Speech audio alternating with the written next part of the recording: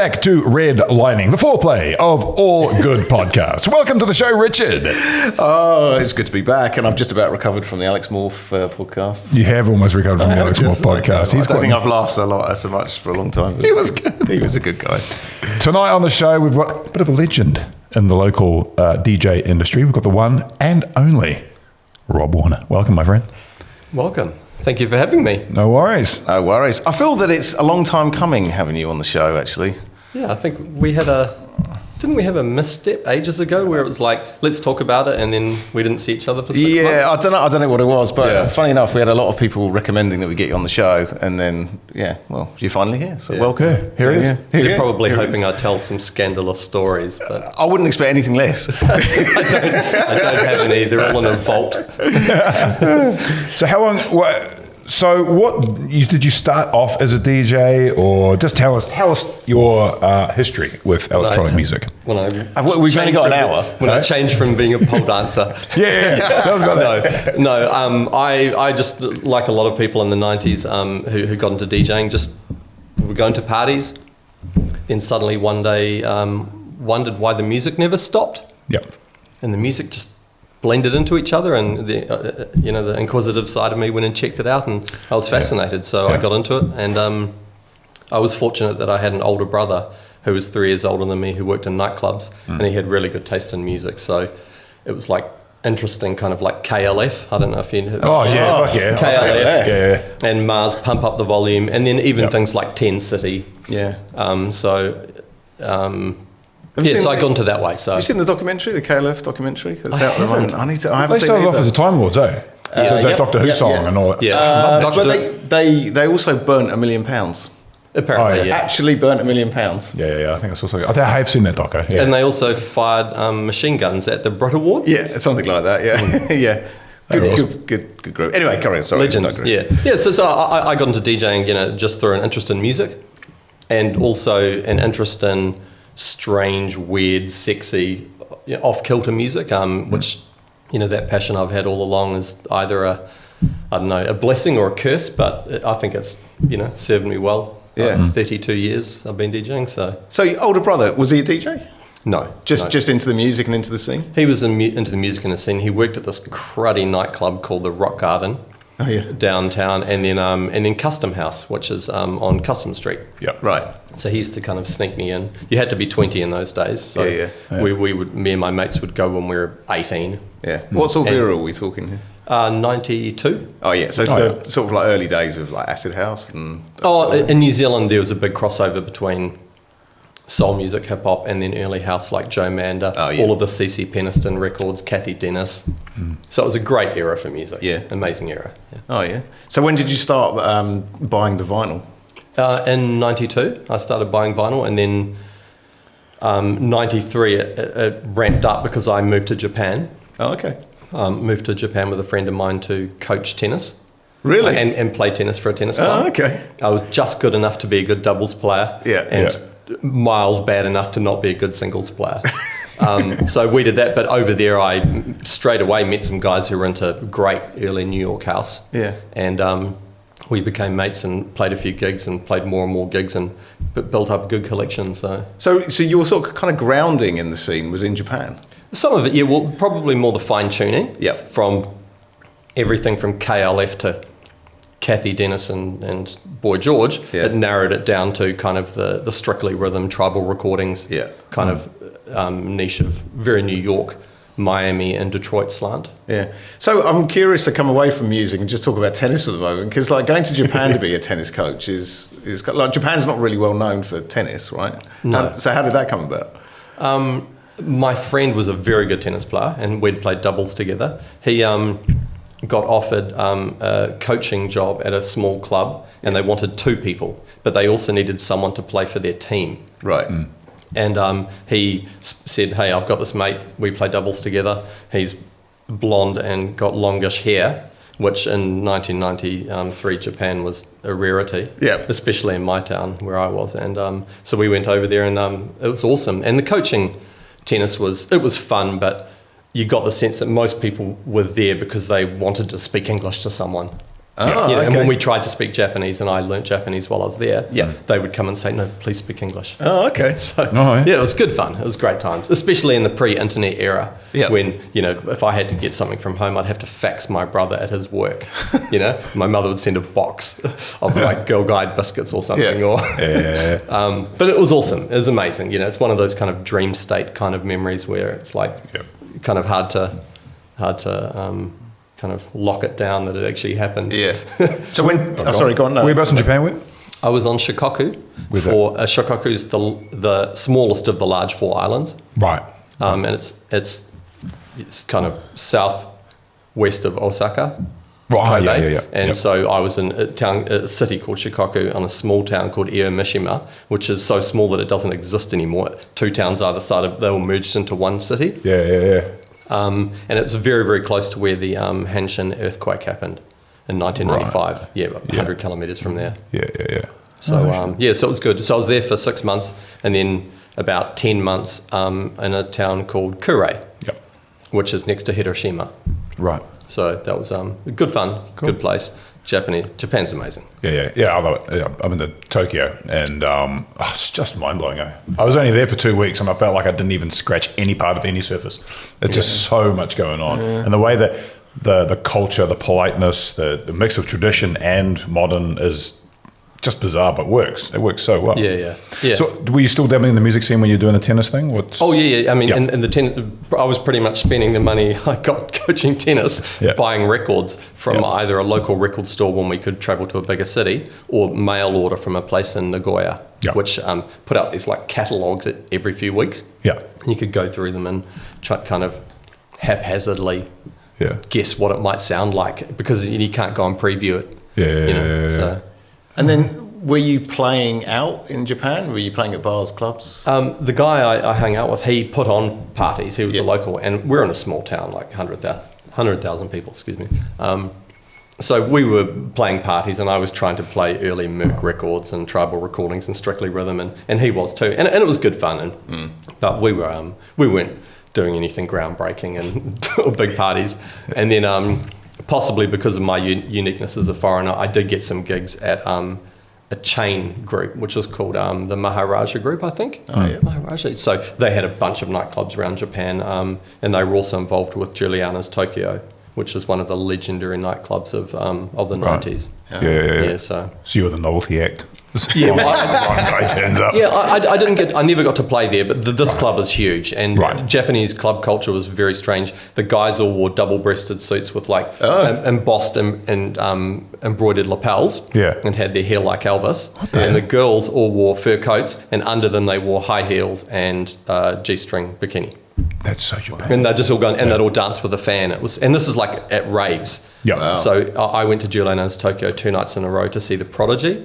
And the Prodigy were a very fresh band then. And it was just strange. You're like kind of at the club, and it's like everyone's taking their jackets off in the coat check, and it's like everyone's in swimwear. What? Yeah, really? It's super weird. But it's just a Japanese thing. And then they repeated those kind of events in the largest dome in Tokyo Dome, which is an indoor baseball dome. They put a pyramid in the middle with a DJ booth, and had 2 or 3 stages, and had all the big acts like Dream Frequency.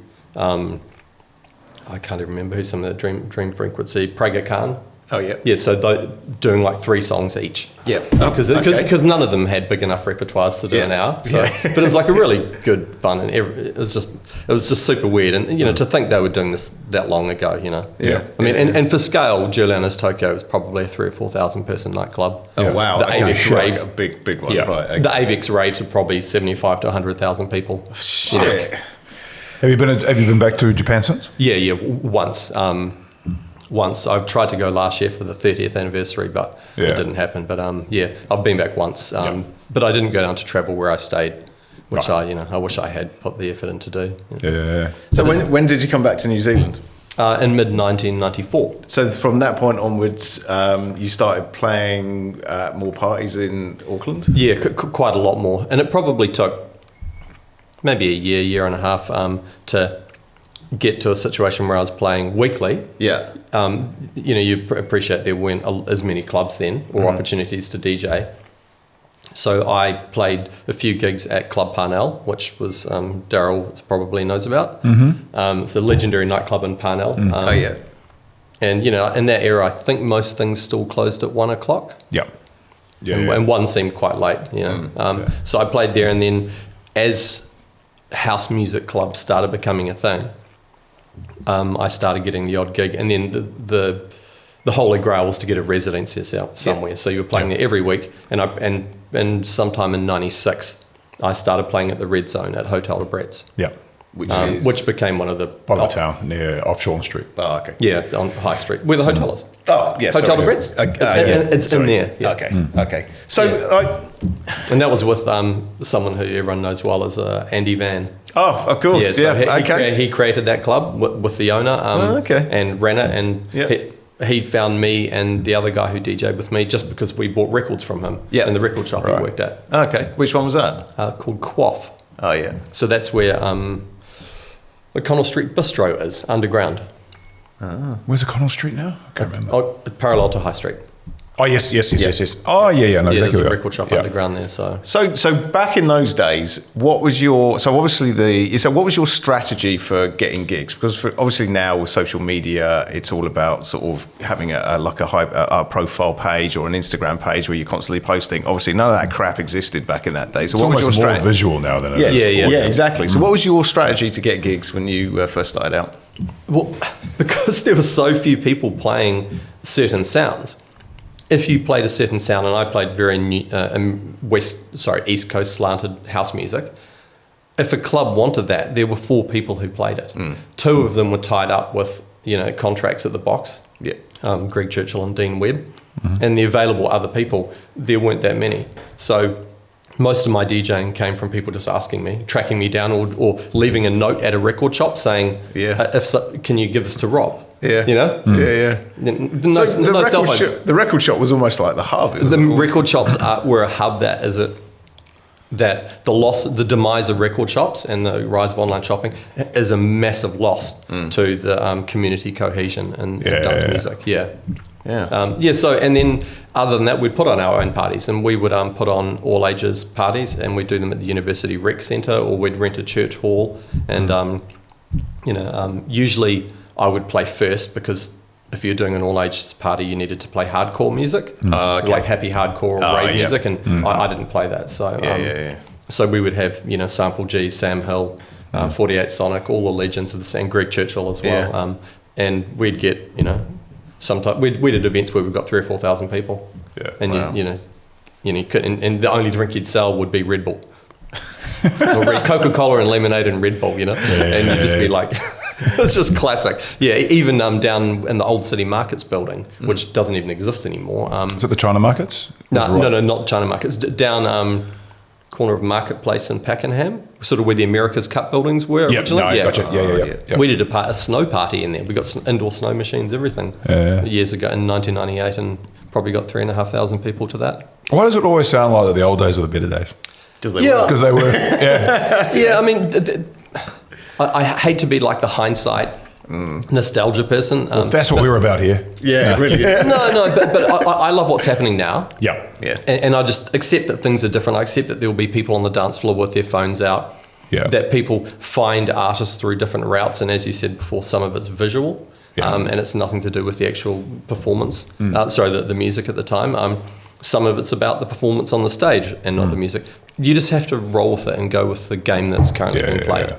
Yeah, there's advantages and disadvantages to everything. Yeah, absolutely. The thing we've lost is that hub community vibe, but what we do have now is everyone has an opportunity to market themselves or get that poster out there. Well, I think the hub community vibe is not in person anymore. It's all digital. It's all online, which is detrimental to the scene because, I say that, but because you sort of got access to lots more people, virtually than you potentially have in person. But has it taken away that kind of personal aspect, that personal connection?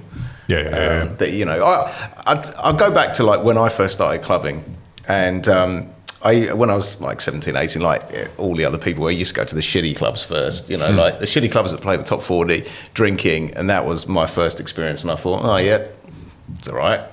drink, yeah, fine. Yeah. And then I get introduced to the dance clubs. The thing about going to the shitty top 40 clubs, this is in the UK, is that there's always a bit of a bit of tension, a bit of atmosphere between people having a few drinks. Men a lot of testosterone, right?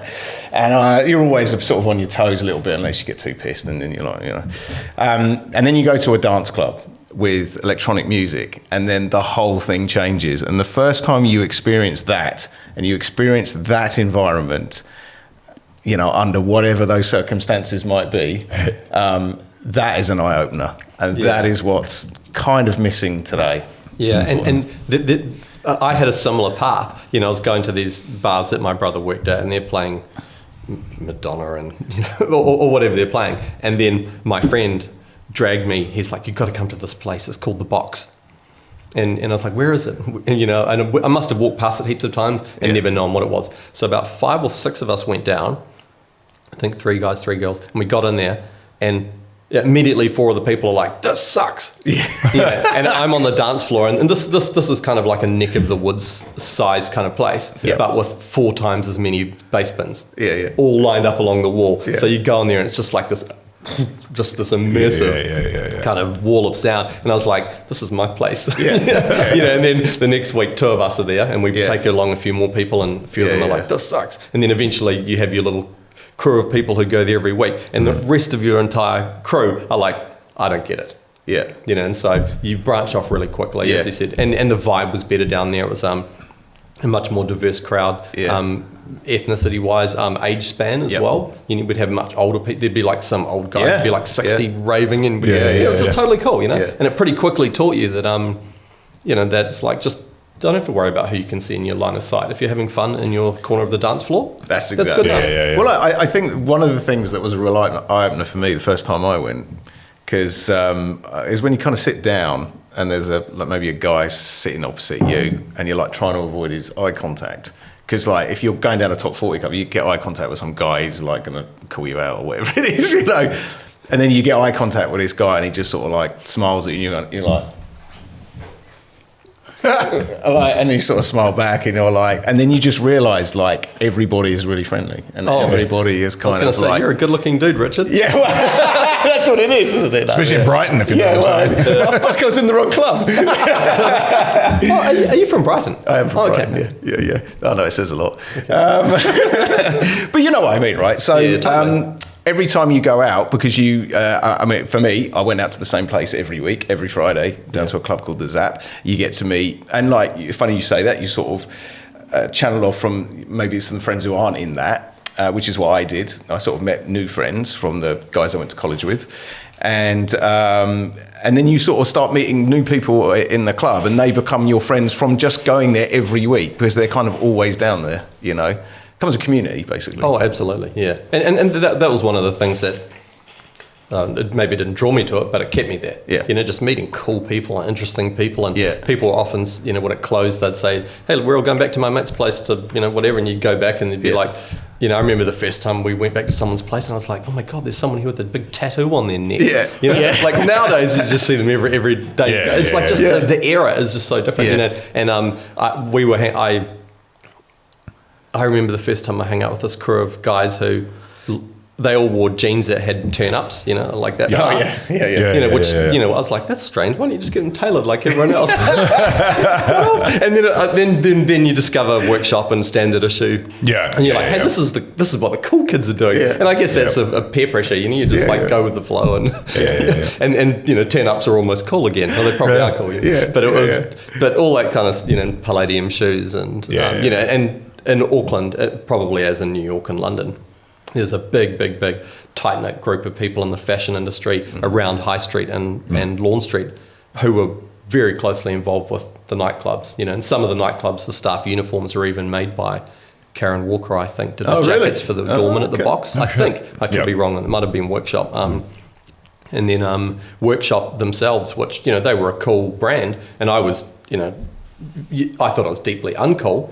I was in there one day, and the guy who worked there, he was like, "Oh, you DJ at Red Zone?" I was like, "Yeah." And he's like, "Oh, you're about our sample size. Do you want to come and see some of the stuff?" And he ended up giving me a jacket and giving me a bunch of other things. And he said, "Anytime you want some stuff, just come in and we'll just do it for cost." So it's like their way of getting someone who other people may have seen as like a, I don't know, cool. I don't know if that's the right word, but I was just like, this is sweet, man. It's a perks bigger DJ. Yeah, and then and I know a few other DJs, who were around who all had the same kind of deal going on. It was quite cool, and you could see that they were thinking, if we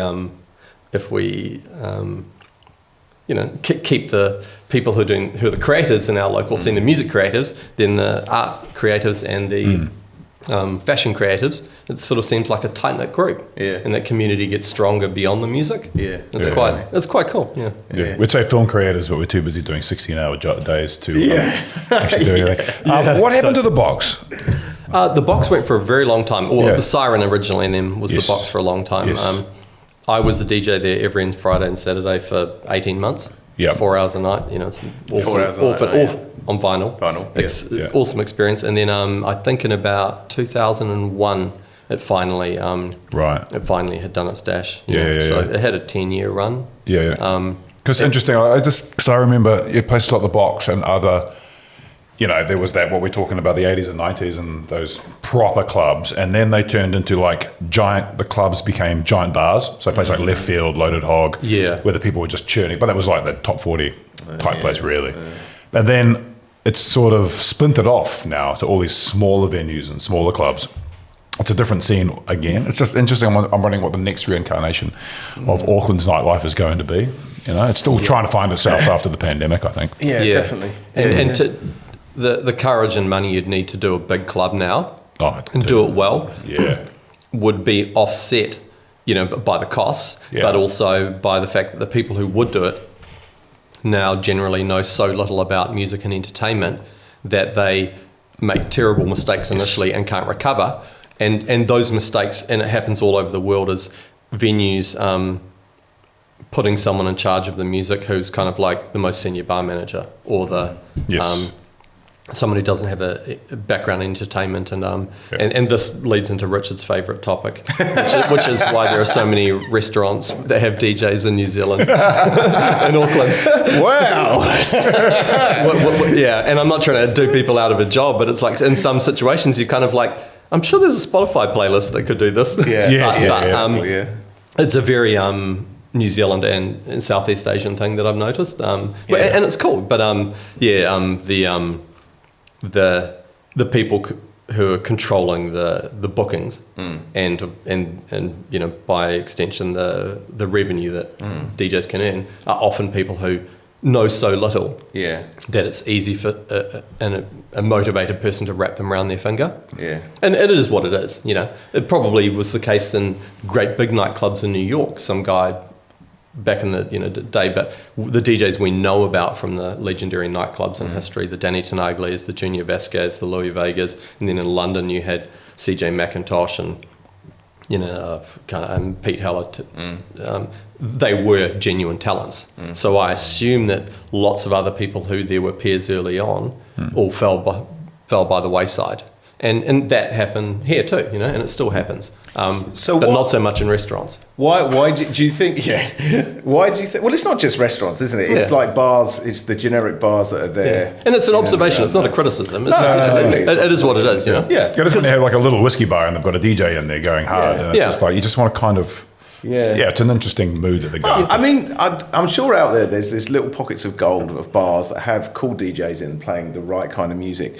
But would you say, like, when you're sort of most bars in Auckland, the music or the entertainment is secondary, like it's just like almost an afterthought, or they haven't really put much thought into it. The idea is just to get as many people in, or maybe they go, okay, well, this kind of music's going to bring the crowd. We don't want to take a bit of a punt on having something a little bit different that might bring a different crowd in, or I don't know so much about bars, but if we're going to include restaurants in this, I think with restaurants, one of the things about is being seen that they're kind of active in entertainment, and having a DJ there is a cheaper and more reliable version of trying to find a band. Secondly,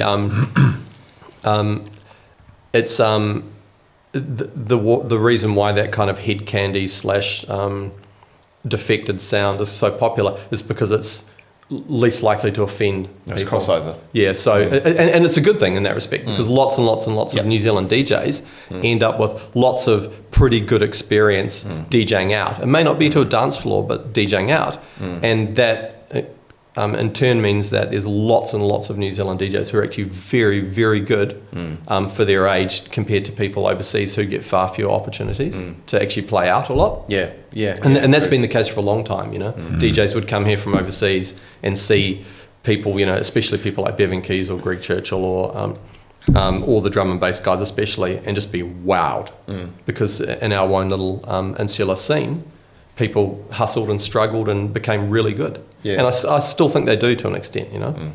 The better people, at least, the top, say, third do, you know. What's your evaluation of Auckland nightlife at the moment, or actually nightlife generally in New Zealand since the pandemic finished a few years ago? You know, where do you think we're at? Oh man, I wouldn't own a bar for anything at the moment. It just seems everyone I speak to who runs bars, you know, they say that it's a big struggle, and you know, there is an element of it being people having less money to go out and spend, $100 each time they go out. But I think what's really hammering venues is rent increases. Oh yeah. The rent in New Zealand is just extortionate, commercial rent, and having it held off or paused during the pandemic, and this is the same with suppliers, that it's meant that since the pandemic they've had to put their prices up more to catch up a bit. So whereas they were having 3 or 4% increases a year, they had none for 5 years, and suddenly a 15 or 20%. And that's really hurt a lot of people, especially if you have a quiet winter and or rain at the wrong time or All Blacks matches a couple of weeks in a row. It really affects some scenes, but there's some positives in there. There's some great places out there doing stuff. Ponsonby Social Club's still doing cool stuff. Like any time I pop in there to see Bobby and the crew, cool stuff's happening. Nami Record Bar is really cool too. You know, they're doing their own thing, vinyl only. I've been to quite a few good gigs at Win-Win. Impressed. But as far as bigger club gigs go, I'm with you. It seems a bit. I just want to know where these places are that you go to for dinner for $100, because that's real cheap. Oh, yeah. That's mean. No, I was just talking about getting 3 beers. Pretty much. I don't know what it is with you, right? But if I go out for a meal, let's say with my wife, I don't want a DJ banging tunes in my ear. I'm trying to have a conversation with my wife, like romantic dinner. I don't know. I find DJs in restaurants a bit, I don't know, strange. Yeah. Maybe but I mean, lively restaurants. There are lots of lively places. So. That's a volume thing and a tempo thing. You know, I often play in places and I sense that I'm the most mellow DJ who plays there. So, and I can tell it because, when I visit on the other weeks, it's way more cranking, and I'm like, is it me who's wrong, or is it everyone else who's wrong? No, it's not wrong, but it's, there's lots of ways to skin a cat. I guess so. You just but I hear you. I don't want to be hearing Daft Punk classics at 8 o'clock, when you're out on your anniversary or something. No, exactly. So when you're DJing now, how often, if ever, do you still use vinyl? I do vinyl gigs when people book me for a vinyl gig. And that's maybe 6 to 10 times a year. I'm not hugely driven to do vinyl gigs like some vinyl lovers. I generally don't buy much new vinyl. I buy records that my friends have made. People like Frank Booker has put out an EP recently, which was amazing. A Scottish friend of mine, Carlos Nilmans, puts out amazing records on Laurent Garnier's COD QR label and a few other labels. And Skylax as well. Going the process of looking through records and trying to find new gems. I'm like, I can just get that digitally for $1.50. So the format doesn't bother me that much. No. It would be a novelty to book me for a vinyl gig. Do you think people who go out care about what gear a DJ plays on? No, not at all. So if you go, okay, I'm doing a vinyl only gig, do you think that's a major pull for anyone going out to a club? I think it's a pull in so much that it's something that doesn't happen that often, but it has a limited lifespan and marketing usefulness, I think. Once more people are doing it, then people would be like, oh, I don't want to carry the records. I'll just bring a USB stick back to where you were. You know? Yeah, exactly. Yeah. I think if you're going to do a vinyl gig, you'd make a big thing of it, and you'd want the stage in the middle of the room so people can watch. You know, like make a bit more of a thing of it in there. Or but if you're still doing vinyl, you could do like restaurants, for example, and just play a more mellow type of music. And people can eat, and it's almost like having a piano player in the background. It's more that kind of thing. But but there's a novelty to it, which is because you go, holy shit, they're doing it old school. And I would watch it for ages, trying to work out how they did it, how they do it. Cool. It's cool. And absolutely. And when I do play vinyl gigs, invariably someone will just come up and they'll. And then they'll just stay there for a while, and you can see they want to ask a question. And I always just lean over and say, you know, do you want me to show what's happening? But you know, and people did that for a while with digital gear too. You know, or they want to request something. You know, the chance of you having it on vinyl, if someone's walking up to request something, you know, 9 times out of 10 it's going to be something totally and wildly inappropriate for the event. So I mean, I always treat requests are fine by me. I'm just fortunate that I don't play on that many events where people do request, or if they wanted to, there's 2 security guards between them and me in like a 2 meter high stage barrier. So it's a bit hard for them to vault over, you know. But I always say to people, hey, before you request it, I've only got what I've got with me. If you request something that's on my USB stick, I will play it next. And like in 20 years, it's happened once. Because the chance of me having something on a USB stick that someone who would request something would request is so low. But at least they don't kind of go away going wanker. You know, because you know, I've seen DJs do that plenty of times when someone requests something and they take their headphones off, turn the monitor down, and they go, "What? You stupid?" You know, it's like no, man. The people are inquisitive and they just want to have a shimmy, and they haven't looked around to see that everyone else is having a great time behind them. And people don't want to hear Cypress Hill, you know, when we're playing Kerry Chandler or disco, you know. So or the other way around. What is the weirdest request that you've had? Can you remember? Oh. I had someone, and they did it more than once. They'd just come up and say, "Can you play some Ministry of Sound?" Wow. Okay, that's so and which is kind of random. It's, you know, you know, and you tried to say, "Well, what do you mean?" And they're like, "You know, that green CD." Or something. And I'm like, I was like, and then you're like, should I waste my time on this? Or should I really want to get to the bottom of this. So, you know, eventually we got down, it was like track 3 on the Ministry of Sound annual from 5 years ago. Oh, geez, right. Okay. And I'm like, I definitely don't have that with me. And I don't know what you mean. But you know, I'd go back and look at the song and be like, oh, actually, that's quite a cool, I know what it is, but it would have been better to remember the name of the song and the artist. Exactly. But that's about as weird as it gets for me. I think the other things I've had, you know, what we used to get at nightclubs would well-dressed kind of 30-year-old guys who looked totally out of place would come up and they'd just stand by the DJ booth and eventually go, do you know where we can get some weed? Is anyone selling any pills? You're definitely asking the wrong guy. Definitely asking the wrong guy. And if you guys want to come down here and arrest people, don't dress like that. Everyone knows you're a cop.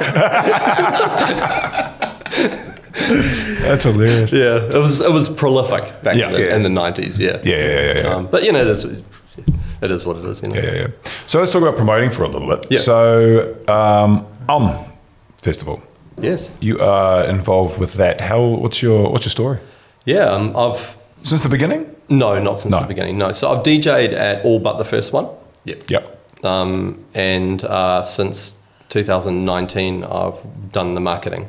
So I work with Mossy, who co-owns and co-founder of the festival. So I look after all of the marketing and comms. So so it started as a small thing, just helping him, and then the pandemic year came. And, you know, in February, March, everyone was like, holy crap, are we going to run next year? So I got involved a bit more. And then it's just got up each year. And I said, look, we can try this and aim for this. And, you know, what kind of aspirations do you have? So he and I have worked on a plan to push it out 5 years at a time to what we want to do. So, it's I never thought I'd be involved in festival marketing on that level. And, I've been pleasantly surprised. You know, it's been great fun being involved. Does it surprise you every year how much bigger and better Om gets. Not necessarily bigger, but like they really push the production levels every year, push the boundaries. Yeah, this isn't my doing, but early on when I got involved, I said the best marketing for a festival is last year's festival. So we want to make it so that anyone who comes to your festival, they automatically want to go again, with very few exceptions. And that's a better way than spending tons of money on posters or billboards or radio or whatever. So we need to put more effort than you'd think in some years in production and culture especially, and camping amenities and other infrastructure, areas which I have nothing to do with. Yep. So it's very easy for me to give good advice and give great ideas because I don't have to worry about what it would cost to do. And that's a good way to get business advice, I think, from someone who's completely at arm's length from it. But you're right. The production gets better all the time. The stages get better, and getting to know Mossy better as a festival organizer, I'm constantly in awe of his ability to just put together amazing lineups and bring people together to do cool stuff. So he has the lo-fi guys for the Kanuka stage. And they've got some pretty good DJs this year. Science of Sound, which is Shah, does the Hill stage, which is the kind of the bass, drum and bass psytrance stage, which is amazing. I don't know if you've seen it. It's this crazy little valley. You just go around this sandy path, and then suddenly it's like it feels like you're in the outback in Australia. It's amazing. It's cool. So the ability to bring that together and then mesh it with the visual arts they have. Whether it's decor or standalone visual artists, and then the performers. And the performers have just got better and better each year, especially the last couple of years. It's just insane. With the daytime cabaret, the daytime gala show they do, and then they do a midnight cabaret on the final night, which is a bit more, I don't know, it's not R18, but it's definitely not child friendly. Risque. So they have aerial artists and comedians and jugglers and it's burlesque. It's fantastic, and burlesque, it's absolutely fantastic. And then, and even as far as building relationships, which Mossy has done with people like Susie Cato, who has done a show there 3 years in a row now, I think. Is she part of the burlesque? No. No, man. There's some comments there, but it's just awesome seeing that each year it gets added on a bit, and then the healing glade, which some people come to with a view to party, and then afterwards they didn't even realise that if it walked 3 or 4 minutes around a path, there was like a whole healing glade area where you can do workshops and learn how to do massage and yoga and breath work, and they had shibari last year for the first time workshops. And then there's a kids area where kids can learn cooking and juggling, hula hoop, stilt walking, painting, all sorts of things. It's fantastic. It's really good. It always astounds me the logistics it takes to sort of put on a festival like that with so much going on. I just see footage from last year of the White Stag, which is the main stage with the octopus. It's just extraordinary. It really is. I'm really looking forward to seeing what's going on this year. It just looks mind-blowing, so colourful and immersive. DJ weren't all that, but I'm joking. No, and see, I'm not involved in the site build. I'm too busy on my laptop off-site, doing all the marketing stuff, trying to sell more tickets. But I do site visits up there. And it amazes me. You think, I'll go up there in the first week of December, there'll be nothing here. You go up there in the first week of December on weekend, there's 30 or 40 people there. And then you go up maybe the day after Christmas or 27th, thinking, it'll be humming now. You go, there's 200 people. Just all these things you just hadn't thought about, just being built in every corner of, it's amazing the logistics to put it together. We were talking off camera before the podcast about festivals. Many New Zealand festivals this summer. Some have benefits, some don't. And the pros and cons of having the festival at New Year compared to festivals later in the year and stuff like that. So having the festival at New Year obviously is good for the celebration post-Christmas, but obviously You are coming off the back of a big spend of Christmas. So, like, what are the pros and cons of having a festival around that time? Well, I mean, the New Year's has the focal point of people wanting to celebrate and have a blowout, especially if they've spent lots of time with their family. Like the young people are like, now I do the thing with my mates. So, there's lots of competition because there's lots of other festivals on and lots of things to do. You can rent a beach house and Tamaranui or wherever people rent. There's no beaches in Tamaranui. I meant Whangamata. But, so that's an advantage. But, the flip side is there's more things to compete with. Yep. So, it's a challenge for Om to get on people's radar earlier in the year, get people set up in the right mindset to go, I'm going to go camping. Yeah. Because lots of people don't like camping. They really don't like camping. And it's like, to say, how can we make camping easy for people? Yeah. How can we show that it's not going to flood if it rains, for example? Because is virtually flood proof. It's sand-based, isn't it? Because it's a sand-based site, and also there's nowhere where you camp where it's completely flat. It's always got a 1 or 2 degrees slope down to a pond or somewhere. So, last year when that big bucket of rain came down, by midnight you could barely tell, and in the morning you couldn't even see where the rain would be, except one bit about the size of maybe a bus. And it doesesn't turn into a mud fest either. No, it doesn't. No. But I mean, if it's raining hard anywhere in New Zealand, everyone's going to be in the tents. In the covered areas. But that's the unfortunate part about Splore's got the flat bits, but they're plateaus, but then they're all fucking cowpat mud shit, and it's just because is Splore some of those stages, are they somewhere where there are cattle during the year? The main stage, there's cattle down there, but the stages aren't so bad. Except for that one fucking stage. One stage. Oh my God. Which is practically in a bucket. Yeah. And it's just, it's horrendous. They actually they had to close it down that year, right? Did we tell you the story about that? So we were they had that massive downpour, and then there was a DJ on a big stage, and like he was playing, I don't know, he was playing like 5 o'clock in the afternoon or something. And nobody was on the stage, on the dance floor, because it was just a complete mud pit. There was a few people around the fringes. And I felt a little bit sorry for him. And then the brave soul with a stick and the bare feet went for it, didn't he? And I always see, maybe it's a, kind of seeing Glastonbury type situations, that when you have a festival and it's on a farm where there are cattle or sheep, when you have rain and it's all muddy, that's not safe to just walk around and just, like this is like quite a biohazard.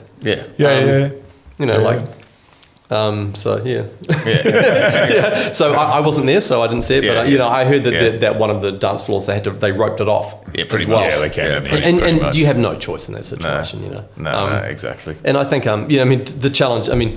Challenges of festivals with weather in New Zealand. We've had a really strange run at Om. I've been 8 years in a row, and I think 4 of those years it's supposed to have rained at least some of the festival. Last year on the 31st was the only time it's rained in 8 years. Oh, really? So plenty of time. Yeah. We had one year where I drove down to Kumeu to pick someone up, and in Kumeu, all of the gutters were completely full with water, and it hadn't even rained at all. And it's only 15 minutes drive. Must be the geography, something. It's like a weird little microclimate. Yeah. Well, that's great. That's what you want for a festival. Yeah, absolutely. Yeah. Okay. And beers. How has the expense of running festivals affected you guys? Because I heard in Aussie, and I'm assuming that this trickles into New Zealand as well, in the space of 1 year, the cost of running a festival went up 30%. Yeah, I mean, I don't deal with that side of it too much. Right. My challenge is to get people along. And to see if we can do it more efficiently with our database or with spending less money. So I understand that post-pandemic sound systems, lights, other infrastructure you need like generators have all gone up a lot, and then food supplies have gone up a lot, and that's always a challenge to say the food vendors which the festival goers buy stuff at, to keep them in a sort of not keep them but encourage them to be realistic. You have a captive market. Om always treats food vendors, they have few enough that everyone does well out of it. They don't overload it, which some festivals have done in the past. So, even I notice, when you go somewhere and it's, buy some noodles or a burger and they're like $20. You know, it's like this is what it would be at a boutique place in Ponsonby, and you know, I'm really mindful of that. And you know, if you were at a festival with, you know, a couple with 2 kids having meals a couple of times a day because you don't like, you know, you don't have a campfire or don't have a you know, Bunsen burner or whatever it is. You don't have an RV. It's like it can pretty quickly add more and more costs on. You know, so you know, I'm mindful that costs have gone up, but it's kind of hard. You know, festivals have all been sort of edging their ticket prices up. Yeah. But the challenge is to show that you are providing something of great value. You know, and that great value can come in the entertainment as well as the safety, as well as the surety of camping, and then you're not going to be in the mud. But we can't control the weather. We can't control we can't control the broader economics. So it's, you know. It's funny, every time I go to camping gigs, I best intentions, I take my own food, chili bin, all that sort of shit, and it's like, Can't be fucked. Can't be bothered. I'm gonna get a kebab. I've been doing festivals for years, and you know, last summer I did 6. The year before I did 6. You know, and so I've probably been to hundreds in my time. I've fine-tuned this now. So I've fine-tuned this now. I take pepperoni that's sliced already. Oh yeah. Cheese that's sliced already. Yeah. Crackers. Yeah. And then like some bananas and stuff. Yeah. So you get to the 3rd day of the festival when you've been eating at food vendors because the food's nicer, and then you'll find yourself in the morning at 10 a.m. having like pepperoni and cheese on crackers, and you're like, at least I had something I'd eat. But taking proper meals to prep and stuff, it just seems like too much admin for me. Are the bananas so you don't have to go in the toilets then? What? Bananas bung you up, don't they? Oh, yes, potassium. Yeah. Does that? Oh, okay. No, well, but then if you take magnesium, it goes the opposite, doesn't it? Yeah. Doesn't it relax you? Yeah. So no. I try and do that. If I'm going to be having a few beers and I'm going to be dancing around and not getting much sleep and not eating well, and the least I could have an orange, some almonds, a banana, and some orange juice each day. Then at least I can convince myself it wasn't a total. I have to admit, like having a little esky with like some really fresh stuff to have in the morning. Like the mornings is the best. I like evenings you eat shit, but in the mornings if you've got some orange juice, like I have granola. I always take because I make homemade granola. I always have granola in the morning because it fills you up because of the nuts and everything. Like so you don't have to eat. Until sort of like after lunch, gives you the energy, but also you feel like after a big night and you're sort of, you know, feeling a bit worse for wear, having fresh fruit and decent food in the morning rather than going for a fry up just sort of makes you feel less dirty. I forgot to tell you the other thing I take. I usually take about 30 chocolate bars. Oh yeah. You know, picnics, pinkies, flakes, whatever. And I never bring any back from the festival. So, because, you know, once late at night, you know, if I'm going up to a stage and it's a 10-minute walk, I'll put 4 in my bag. And when I'm up there, I'll have one. And there'll always be someone, they'll be like, oh, and I'll be like, do you want one? So, you know, but it's so that I'm never short of something if I, you know, want something. Like you've got to fine tune. You know, and I'm not even a big chocolate eater, but at festivals, I'm like, I could get expensive muesli bars or I could get a picnic bar, which is actually functionally 95% the same. And I'm going to be dancing for hours on end. So. Exactly. Levels up. So of course this year's redlining going to be part of it. We are. Mm-hmm. So we are officially doing a redlining area where we will hopefully be interviewing guests, performers, people behind the stage for a couple of days. And it's going to be fun. It'll be good. So looking forward to that. So come up and if you see us, come and talk to us. There we are. So we're hoping to keep thanking us how great we are. Or me. I love affirmation. But like what we really want is for people to come and just stand and if they're able to, if they want to come and listen to the podcast, they can. We'll have a little PA there and they can listen. And we probably do a bit of interaction, take some questions. And it's an opportunity to ask people like... Bit of role playing. Rob Warner when we interview him, you know, like whatever they want to ask, I guess. It'll be fun. And in 8 years, it'll be the one time it pisses down for the entire festival. Exactly. So it'll be great. So I want to talk music festivals a bit more, but I want to talk Auckland Council. One good thing about ARM is that it's a BYO, and I know it's deliberately like that, and it's a weekend festival, and I think that helps because you can kind of You don't have to worry about queuing for drinks and stuff like that. I know it's a little bit different when you've got a festival that goes over 3 days opposed to one that's over a day or whatever. But I always feel like some of these day festivals, like Auckland Council's restrictions sort of... I'm not a drinker, but like they create horrendous queues to the bars because they're only... they only restrict to 1 or 2 bars per festival. Is that right? Yeah, I don't know how many they restrict per festival, but you know, my experience going to some of the bigger kind of Auckland Park events, that when you go there and you see big metal bars and fences and things, and you've got to queue up between them like cattle, it's not conducive to people feeling like adults and trusted and that they're part of a community. You're feeling like you're a customer. And that's a big thing that festivals, you know, Om especially does a really good job of. You come to Om and you feel like you're kind of part of a crew of mates. And that's, you know, a culture you want to cultivate. And the queuing up and having metal fences and stuff everywhere is really counter to that. Also the sections like the VIP, VVIP, VVIP. They're almost irrelevant. But it's getting crazy now. Like the amount of different Vs you have in front of an IP at these different events just to charge an extra $100 per ticket or more. It's just like you queue 20 minutes less, take a piss. The only... I went to a couple last year. I won't say what they were. But the one good thing was the toilets were better. But the queues for the alcohol was still 20 to 40 minutes depending. And that was for the rest? In the VIP.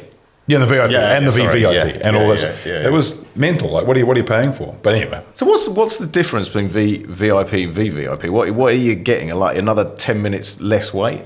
Well, the one... You get a shoulder rub while you're waiting for the bathrooms. No, I wish. No, there's extra olive in your martini. So $100 on the your martini, which they force you to have in a plastic cup. I know that. Oh no, but you get a different lanyard, and you also and this one gig I won't mention. The VVIP, they would get a free drink and a free something else when you get it, but you still got to wait 40 minutes for that free thing.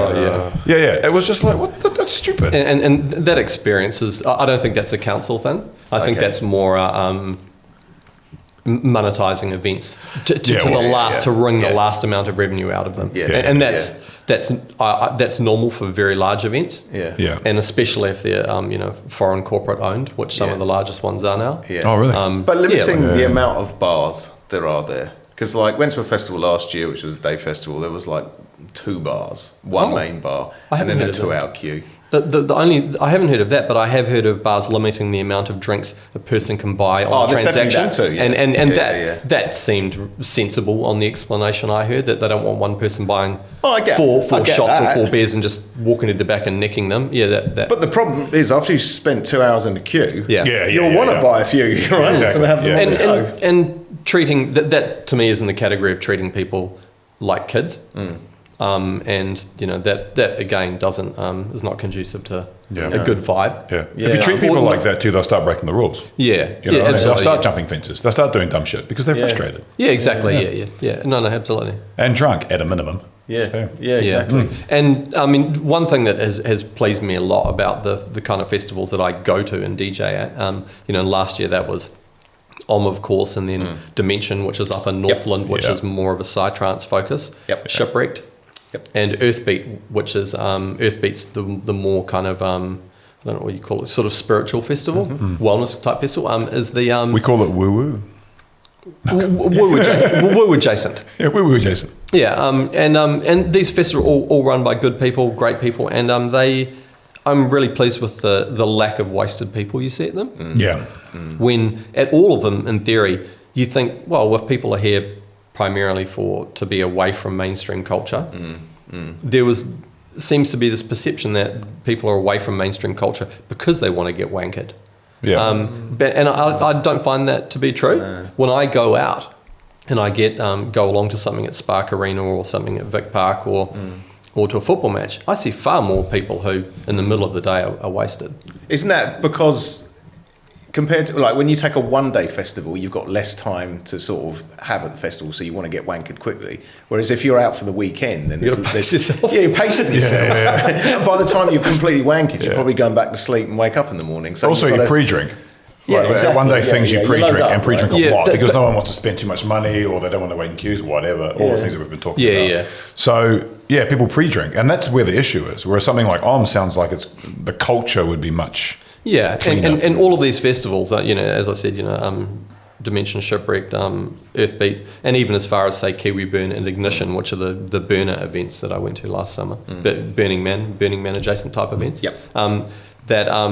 I think that they have a better person-to-person culture, that if someone had pushed the boat out a bit far and they were taking a seat on the ground or they were slumped over or something, people would take the initiative of go up and say, yo, hey, how are you going, mate? Do you want a glass of water? And you see that the care that people have for other people is much higher than when you're in a rat race kind of queuing up for drinks kind of situation. But that's how it seems to me. It has done. But I felt like that 20 years ago, more than 20 years ago, in the nightclub scene, when we were going to Calibre, and then before then the Box and the Red Zone at Aotearoa. People seem cooler and more caring and compassionate too. Yeah. I guess it depends what type of place you go to, what type of festival you go to. And it's not a cliche about the peace, love, unity. Respect. Yeah. I knew there was something. Yeah. So important. I forgot it. Well, it all comes down from the top, isn't it? Yeah, exactly. Like if the organizer feels like that, then it will trickle down to, through the people who work for him, to the patrons that go to the festival. And hence the vibe that you get at these festivals, Yeah, and you'd be amazed. I mean, and you probably wouldn't be, but Daryl maybe slightly more. When I see the behind the scenes at some of the festivals, how goddamn nice the collection of people are. It's awesome. Yeah, it is. It's like, and some of these festivals are doing hard yards year after year, losing money and then doing these massive festivals, getting up to break even. And you're like, man, I hope you guys can push through a few more years and definitely, and fight through the cost rises, build your community, because some of these festivals are national treasures. Yeah, in the music scene, they're amazing. Well, I think the other thing is that festivals in New Zealand with the natural environment that you have is just outstanding. Especially in the summer. Who doesn't like going to a New Zealand festival out in the bush somewhere? In the summer. Gorgeous. And I've written an article about this for The Big Idea. I've spoken to the council previously and to New Zealand Tourism about marketing New Zealand as a festival destination, because when our festivals are kicking ass, pretty much South America and Australia are the only other places that are really doing it. Everyone in Europe and the Northern Hemisphere are in snow. Yeah, exactly. Yeah. And if you could line up 3 or 4 festivals in a row as a traveller, even though it might be more expensive than just backpacking around and doing nothing, you could have a lot of fun. And I think there's a good opportunity for New Zealand to have a great place in the market of kind of what I would call like big, small festivals. Festivals that are sort of under 5,000, whereas you go to the bigger, better known festivals in Europe, they're so big you're just in the rat race, What was the feedback you got from that? The article got, lots of people messaged me or said, hey, let's do it, let's talk. Tourism New Zealand bounced between 3 or 4 people over probably an 18-month period. It's no one's responsibility. No one knows how to get their website updated. Just the normal thing. You just have to be patient and just chip away and, offer to provide them information, because then that takes away one of the hurdles. You can say, you don't need to do anything. I'll send it to you finished with the images. I'll go and find info for you. So, it's just about at least trying to be an advocate for the festival scene here. And I'm sure there are other people out there doing similar things, Just, you might not have an opinion on this, but I know we're sort of pushing time at the moment. But and I've been reading lately and talking to people about the scene in Australia and how there's been clubs, bars and festivals being cancelled. Why do you think that might be? Because considering Australia, obviously a bigger population, has always had a big party festival scene. Is it slowly starting to implode? I think it's starting to implode, but a couple of the bigger ones that have closed, and they're not just festivals. Some of them are like kind of those one-day concerts. The one that had Jamiroquai last year. This year's their last one, I think. Splendor, Splendor. That was huge. The reason why I think in Australia they have trouble is in New Zealand, if you get a resource consent to do an event, you can do an event. And, you know, in general, you can run an event. You don't need to go and get other permission to do it, you know, unless it involves sound or alcohol or something. In Australia, the police, I think, have a strategy of waiting till someone has sold lots of tickets, getting close to the event, and then they basically just say to them, here are the conditions on which you need to do your gig. And if you don't agree to all of them, your gig will not go ahead. We'll get your alcohol license pulled. We'll get your resource consent pulled.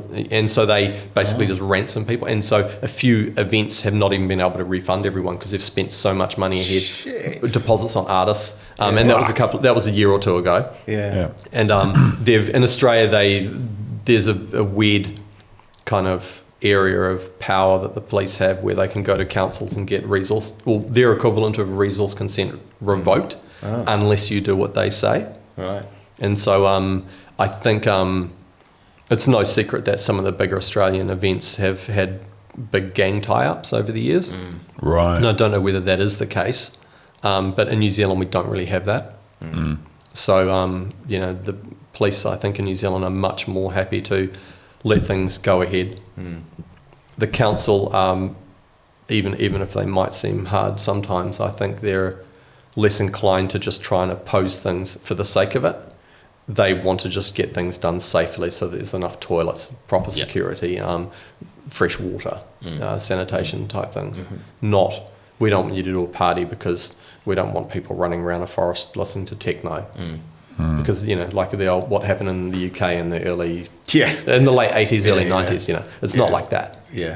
What was the act? It was the criminal... Public disorder? No, it was the criminal thing, I can't remember what it was. But it was basically an act to say over a certain amount of people, they ban a certain amount of people listening to repetitive beats in a certain area. Basically. And it was like 10 the Criminal Justice Act. Criminal Justice Act, So they could arrest you just for like having a certain amount of people listening to repetitive music effectively. Holy shit. Yeah, it was a Thatcher policy. And so, but the flip side of it is it made people do their events. They'd set up a phone number you could ring on the day and get the location, and it would be like a field in the middle of nowhere. And so the events got better and better because they'd be more loose, because you'd attract a lot more rebellious people who were kind of like stuff the man, stuff the power, stuff the government. You get illegal raves of 20,000 people. Incredible. Fuck, really? Oh, shit, amazing. Castle Morton, that's the one you need to read about. That's and you'd have to like meet some guy in a corner and give him the secret password, you know? And so you'd have to be enough hours ahead of the police getting it, and then by the time there's 20,000 people there, they can't show up with 5 people. They used to have a convoy. They used to call them the M25. You know the M25, the circles London. They used to call them the M25 raves because you'd have like a convoy of people going up the M25, all following each other, like waiting for directions, and they'd all meet at like the service stations. You know, get a coffee and a sausage roll, like waiting for the phone call to go. Like one person's gone to the public phone to try and get directions, and the police always seem to be like one step behind. Well, speaking of rules, where are festivals at now with drug testing? Like, are they allowing it now, or? Oh yeah, and it's fully legal now. Cool. Law that got bought in a couple of drugs years. Drugs illegal? Drug testing. Sorry. Most drugs are legal, but alcohol and Panadol and all the sunscreen and you know. But I think in 2023, I think it was bought in, and that was championed and bought in by Chloe. Chloe Swarbrick from the Greens, to make something that had been going on for ages legal, and that's testing them at festivals. Because there was the risk that you could have these testing centres at festivals from the festivals that were taking a harm reduction or harm minimisation approach, and Om was one of them. Long time before I got involved, they were doing it. That police would just basically sit there and wait for people to go in the tent. And as soon as they came out, walk up to them and go, hey, we think you've got something in your pockets. We have reasonable suspicion. So the police rightly didn't do that because they knew what a bad look it would be. They probably wanted to, but the police do need to be mindful of the public perceptions of things. So, but the testing, as far as I know, every year I see the reports from Know Your Stuff all sorted, and they talk about, or after each summer, saying that we tested this many doses. I don't know whether you call it dose or not. Yeah. This many people immediately discarded. Yeah. And we put up these advisories of these pills or powders. They can tell by the shape or the colour or something. And we had people contacting us saying, hey, we got some of this. We've let our supplier know. I'll let my guy know. Yeah. It's. I talk about this frankly because I'm one of the rare people who I don't take recreational drugs. Yeah, so, fair enough. And never have. So for me, it's just I've seen these tents at festivals for everyone. I just walk past them. They mean nothing to me.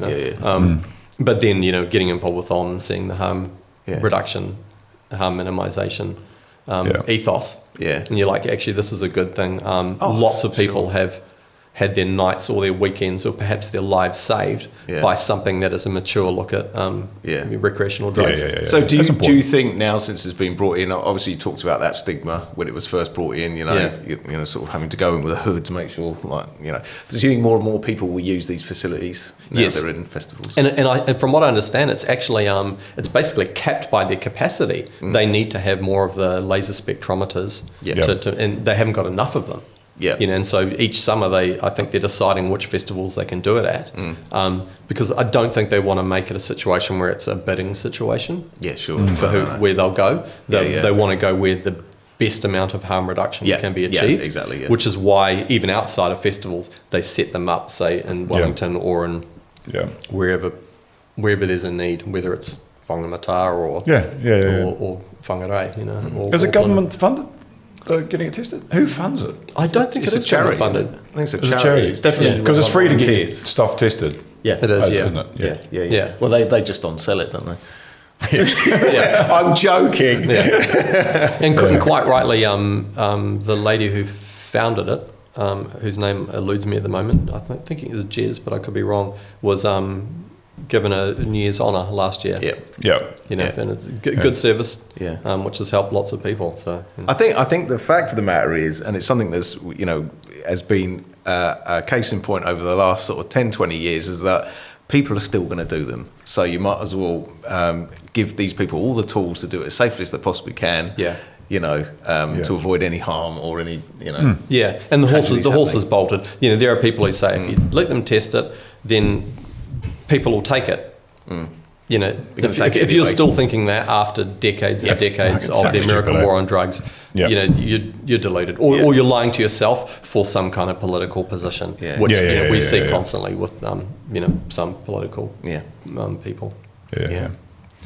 Oh well, thanks, Rob. This has been educational. Thanks. Always thought it would be. Thank you.